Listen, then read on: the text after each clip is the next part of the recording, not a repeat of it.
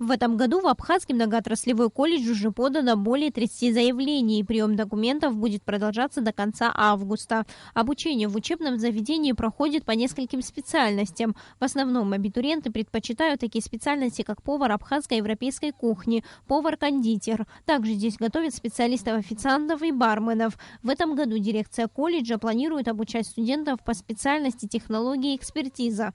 При поступлении абитуриенты не сдают экзамены, а проходят собеседование. Приемная комиссия выбирает из общего числа абитуриентов тех, кто набрал наибольшее количество баллов. Это бывшее училище и колледж, по сей день оно востребовано. Собеседование довольно принимаем грамотно, по спецпредметам, по химии, по математике, смотря кто в какую группу идет. И обязательно историю Абхазии и... Еще раз хочу в обязательном порядке Конституции Республики Абхазия, потому что наша молодежь должна любить свою родину, и у нас цель такая воспитательная. Число поступающих в многоотраслевой колледж с каждым годом увеличивается. Это связано с тем, что профессия повар становится все более востребованной, особенно в летний период.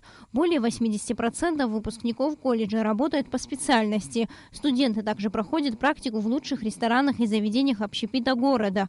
В самом колледже также есть специальная кухня, где каждый студент может продемонстрировать свои знания в кулинарии. Идут туда, где можно после того, как получить диплом, работать и зарабатывать. Они работают во всех районах нашей Абхазии, особенно в зонах летнего отдыха. Это Пицунда, Гагра, Афон и так далее. У нас с трудоустройством проблема в Абхазии, об этом все знают, скрывать не надо.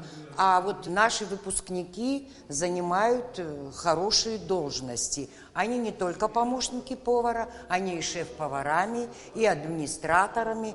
Есть даже некоторые ученики, которые уже работают и директорами.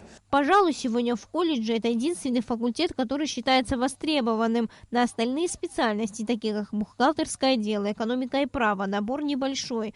По словам директора колледжа Джумбера Мушба, учебное заведение готово принимать студентов для обучения по наиболее востребованным в стране специальностям. Сария Смыр, Тимур Гугохия, Абхазское телевидение.